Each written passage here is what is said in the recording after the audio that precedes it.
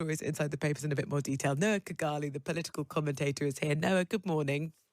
Good morning, Rosie. How are you? I'm well, thank you. I know you've read what Kemi Badenoch's written in the Times today. What do you make of this? How much of this is sort of, an effort to actually be clear and provide clarity? How much of it is about electioneering and sort of trying to stick it to the Labour Party? Well, these have come out of the recommendations from the Equality and Human Rights Commission from last year. And I think the calling of the election probably just meant that this couldn't be done in the parliament that just ended, although it was likely planned to.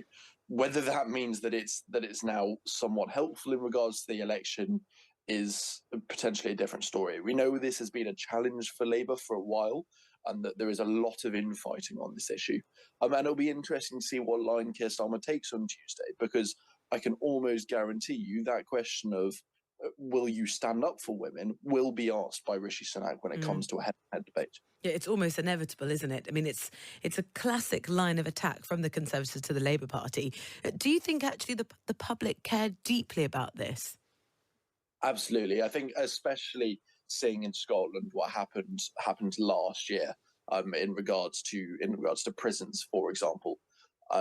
The public do care. This is something that especially I think strikes a chord with people seeing the impact of politics potentially in their day-to-day lives, and if they don't see it, potentially fearing that they might.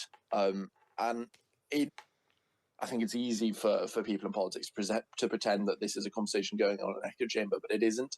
And it's one that I think people in the public do take very seriously. And Labour need to be very careful about how they react to this and come out with something meaningful rather than trying to dismiss it as purely an election stunt.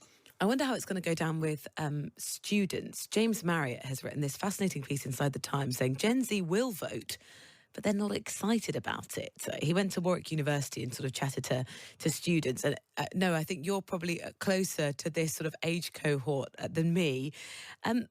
What do you think this generation of students who kind of have grown up under, Tory rule, that's been, as James Marriott puts it, a lifelong joke to many of them.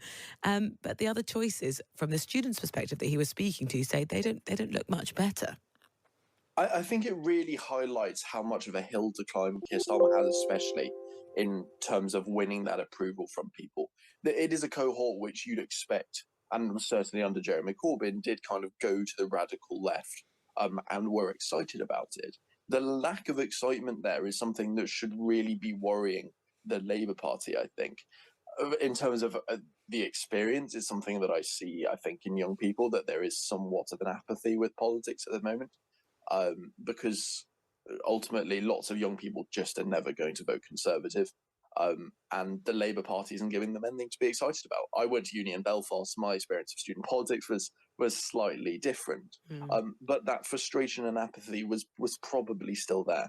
Yeah, what was also fascinating in James's piece is he said TikTok, we hear so much about kind of the impact of TikTok on elections, but don't actually have sort of any material evidence of it. But the students that he spoke to were saying almost everyone I spoke to brought up the Labour Party's witty TikTok memes. Indeed, for some students, writes James, Labour's TikTok account is their principal source of political news.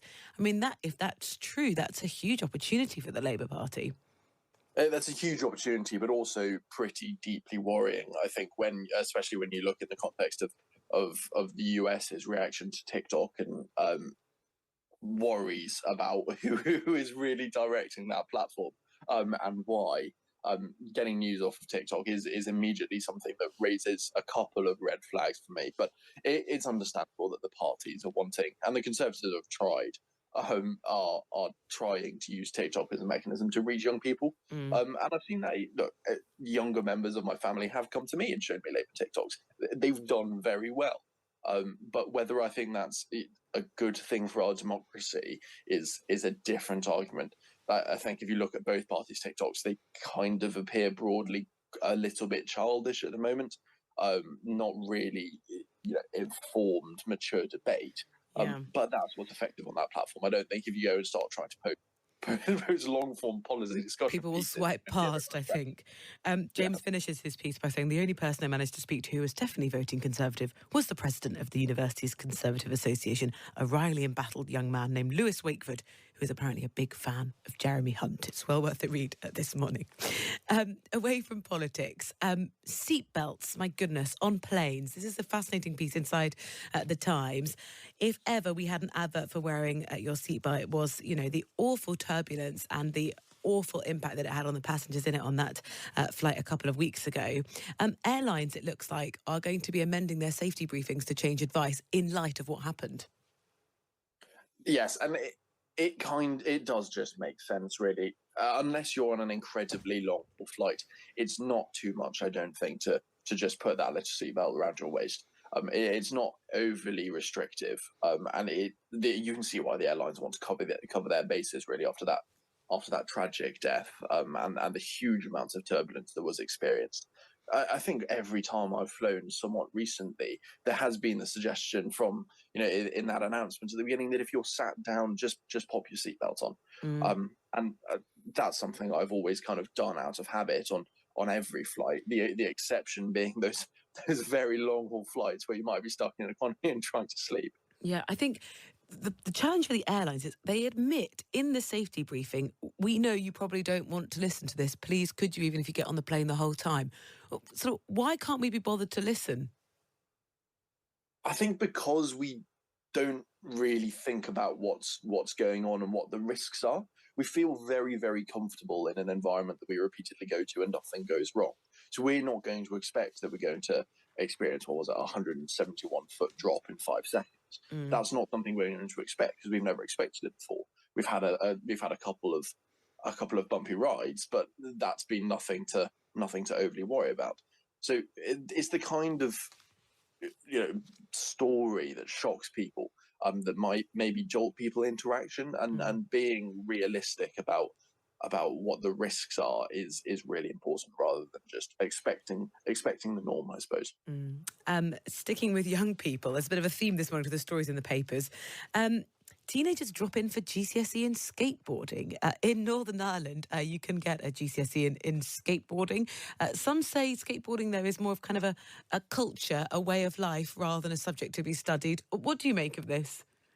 Well, it's an Olympic sport now as well, so I'm not sure whether it can just be a kind of a cult part of young people's life anymore. So it's going for its second round at the Olympics. I think it being part of the PE GCSE, it kind of makes sense, really, doesn't it? The idea is that the perception of skateboarding would be changed. Do you think it needs a bit of a PR overhaul? Being completely honest, I don't actually know anybody personally that skateboards a huge amount. I don't think. So it might need a little bit of an overhaul. That might. The Olympics might do it for them, I have to say. Well, it might be the professionalization of some sports and getting those eyes on it might be the kind of thing that offers a resurgence. And I think especially local authorities would love that. It's an incredibly easy thing for local authorities to provide as an option for young people. Definitely. I mean, it would be fantastic if that kind of thing that had a resurgence. Final thing, a kind of consumer piece of news. We've got a lot of that to come in the business news in half an hour's time. But rise of the fakeaway mealtime treat. So instead of going out for dinner, we are getting kind of what you would buy at a restaurant, but takeaway options from, let's say, Francomanca Pizzas, Gourmet Burger, Kitchen Burgers, Itsu. Have you done this at all? Kind of ordered what you would have had at a restaurant, but the cheaper version to cook at home? I don't think out of a specific choice of I'm not going to have a takeaway, I'm going to go and order the Pizza Express pizza. But especially for someone like Pizza Express, who have been doing this for a long time, they kind of became my go-to oven pizza option just because they were there, and almost certainly one of them will always be on offer. And that's the interesting thing, I think. These brands not only becoming restaurants, but also integrating themselves into the potentially weekly shopping choices of consumers. Those small Pizza Express ones, for example, often in Tesco's they go down to about £2.50. That's a solid oven pizza option. It's not something that is wildly expensive, but it's got the brand recognition, and it tastes all right. It's not the same as going to a restaurant, but it's all right. So I think it's quite interesting as a tactic. And you can see from these brands like Pizza Express, they've been doing it for a long time, that they've really integrated themselves into consumer choices. Yeah, Francomanca, you can buy their spicy salami and fried onion pizza for just under £6 at Ocado. In the restaurant would be £12.30. So you kind of could see why, if you wanted a pizza and you kind of wanted the restaurant-ish experience, but not quite at the price tag, why so many of us are doing it. Noah, thank you very much. Noah Khogali, the political commentator, going through the day's papers.